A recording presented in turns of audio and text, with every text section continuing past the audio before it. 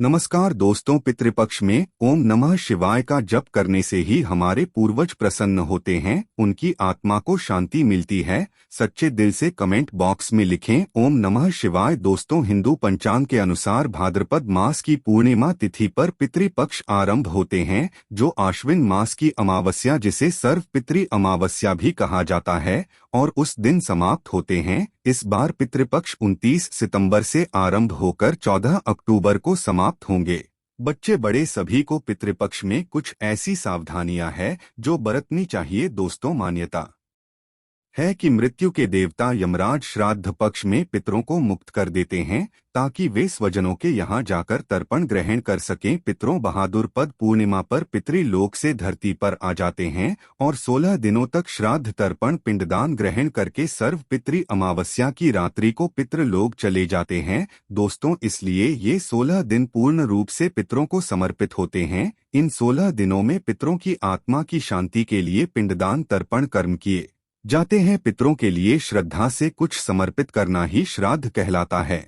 ये 16 दिन पितरों को प्रसन्न कर पितरों की कृपा प्राप्त करने के लिए बहुत ही खास माने जाते हैं। दोस्तों, जैसा कि आप सभी जानते हैं कि पितृपक्ष के दौरान कोई भी शुभ और मंगल इन कार्य नहीं किए जाते हैं। शास्त्रों में पितृपक्ष के कई नियम बताए गए हैं। अगर उन नियमों का पालन न किया जाए तो इससे पितृदोष लगता है, पितृदेव नाराज हो जाते हैं। पितृपक्ष के दौरान शुभ और मांगलिक कार्य करने के साथ ही कुछ ऐसी चीजें भी होती हैं जिनका सेवन पितृपक्ष के दौरान भूलकर भी नहीं करना चाहिए। दोस्तों, पितृपक्ष पितरों को समर्पित होते हैं, इसीलिए इस दौरान भोजन का विशेष महत्व होता है। इस दौरान पितरों के लिए भोजन निकाला जाता है, ब्राह्मण भोज कराया जाता है और पंचबली भी दी जाती है। लेकिन शास्त्रों में कुछ ऐसी चीजों के बारे में बताया गया है जिन्हें पितृपक्ष के दौरान भूलकर भी नहीं खाना चाहिए। कुछ ऐसी चीजें हैं जिनका ना तो पितृपक्ष के दौरान सेवन करना चाहिए और ना ही पितरों को या ब्राह्मणों को इन चीजों का भोग लगाना चाहिए। दोस्त, तो ऐसे में हम जानते हैं कौन सी ऐसी चीजें हैं जिनका पितृपक्ष के दौरान भूलकर भी सेवन नहीं करना चाहिए। कौन सी ऐसी चीजें हैं जिनको पितृपक्ष के दौरान पितरों को या ब्राह्मणों के भोजन में भूलकर भी शामिल नहीं करना चाहिए, वरना दोष लगता है। आगे बढ़ने से पहले अभी तक आपने हमारे चैनल को सब्सक्राइब नहीं किया है तो इस चैनल को सब्सक्राइब करके बेल आइकॉन जरूर दबाइएगा। सच्चे दिल से कमेंट बॉक्स में लिखें ओम नमः शिवाय। दोस्तों, बड़े बुजुर्गों द्वारा, ब्राह्मणों द्वारा आपने अधिकतर यही सुना होगा कि पितृपक्ष के दौरान वही भोजन बनाएं, वही भोजन का पितरों को या ब्राह्मणों को भोग लगाएं जो पितरों को पसंद था, तभी ही पितरों की आत्मा को शांति मिलती है। लेकिन यहाँ पर हम कुछ ऐसी गलतियां कर देते हैं। अधिकतर घरों में अधिकतर लोगों के पूर्वजों को लहसुन प्याज पसंद होता है, तो जब भी भोजन बनाते हैं तो उसमें प्याज और लहसुन डालते हैं और पूर्वजों के पसंद के हिसाब से भोजन बनाकर ब्राह्मणों को भोजन करा देते हैं। या फिर जिनके पितरों को नॉन वेज पसंद होता है तो वेज नॉन वेज लेकर किसी जरूरतमंद व्यक्ति को पितरों के नाम से दान कर देते हैं, जिससे उन्हें पितरों का आशीर्वाद प्राप्त हो। दोस्तों, अगर आप भी ऐसा करते हैं तो भूलकर भी ऐसी गलती आगे से ना करें। शास्त्रों के अनुसार पितृपक्ष के दौरान प्याज, लहसुन, मीट और अंडे का सेवन भूलकर भी नहीं करना चाहिए और पितरों के भोजन में भी इन चीजों का इस्तेमाल भूलकर भी नहीं करना चाहिए। शास्त्रों के अनुसार भगवान विष्णु और महालक्ष्मी जी को पितृदेव कहा गया है। पितरों का भोजन, श्राद्ध तर्पण, पिंडदान सबसे पहले भगवान विष्णु और महालक्ष्मी जी ही स्वीकार करती है, उसके पश्चात यह पितरों को मिलता है। और भगवान विष्णु और महालक्ष्मी जी के पूजन में प्याज, लहसुन, मीट, अंडे का इस्तेमाल करना वर्जित बताया गया है। अगर आप पितरों के भोजन में मीट, अंडा, प्याज, लहसुन इन चीजों का इस्तेमाल करते हैं तो भगवान विष्णु और महालक्ष्मी जी उसे स्वीकार नहीं करेंगी, और जब भी पितृदेव स्वीकार नहीं करेंगे तो हमारे पितर अभी उस भोजन को स्वीकार नहीं करेंगे। इसीलिए इस बात का हमेशा ध्यान रखें। दोस्तों, श्राद्ध पक्ष के दौरान पितरों के निमित्त जो भोजन बनाएं या ब्राह्मणों को भोजन कराने के लिए भी जो भोजन बनाएं वो बिना प्याज, लहसुन और मीट, अंडे का बनाएं,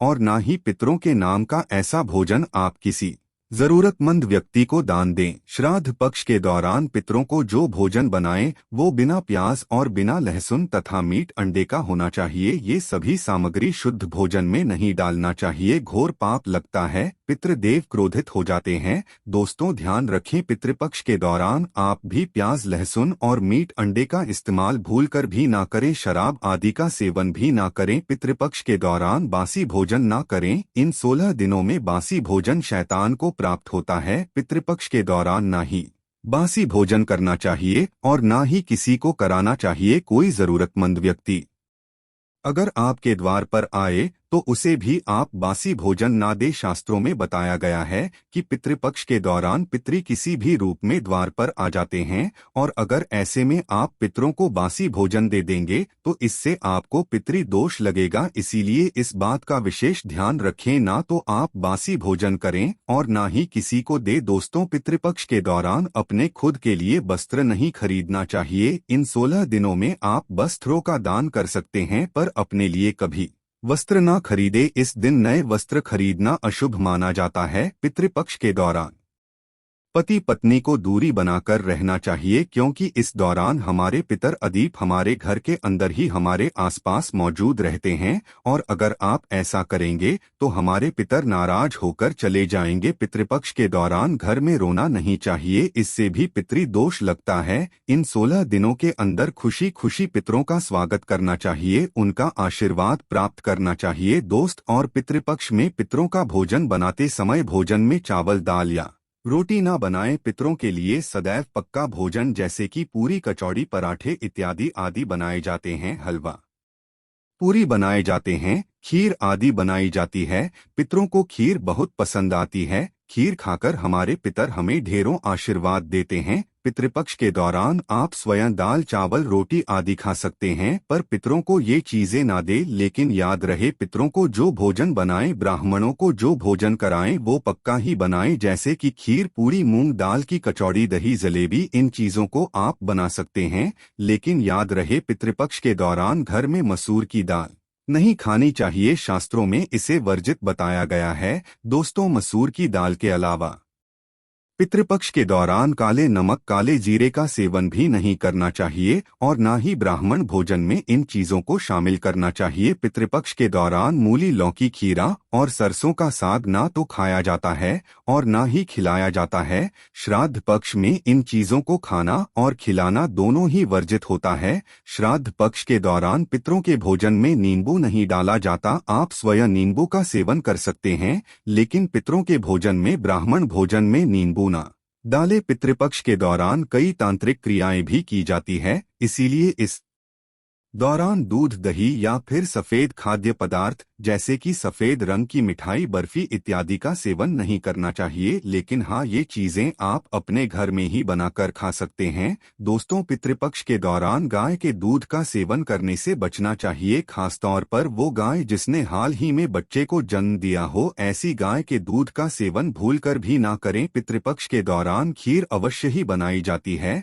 और खीर का पितरों को ब्राह्मणों को भोग लगाया जाता है। इसीलिए आप पितृपक्ष के दौरान दूध से ही खीर बनाकर उसका भोग लगाकर प्रसाद के रूप में उसे ग्रहण कर सकते हैं, लेकिन खाली दूध का सेवन ना करें, यानी सीधे दूध का सेवन ना करें। पितृपक्ष के दौरान कड़ी बनाना और खाना भी वर्जित होता है, इस बात का विशेष ध्यान रखें। पितृपक्ष के दौरान कुल्थी की दाल का भी सेवन ना करें। दोस्तों ध्यान रखें, पितृपक्ष के दौरान आप पितरों के लिए जो भी भोजन बनाएं उस भोजन में आप अवश्य ही डालें। पितृपक्ष में जो पितरों का भोजन बनाएं, ब्राह्मणों को जो भोजन कराएं या पंचबली लगाएं या किसी जरूरतमंद व्यक्ति को पितरों के नाम से भोजन दें, उस भोजन में थोड़ी सी काले तिल अवश्य ही डालें। शास्त्रों के अनुसार जिस भोजन में काले तिल होते हैं वो भोजन पितरों ग्रहण करते हैं, लेकिन जिस भोजन में काले तिल नहीं होते हैं उसे भूत पिशाच ग्रहण करते हैं। इसीलिए इस बात का विशेष ध्यान रखें। दोस्त और पितरों के भोजन में काले तिल डालकर ही आप पितरों को भोग लगाएं। काले तिल भूत पिशाचों से श्राद्ध के भोजन की रक्षा करते हैं,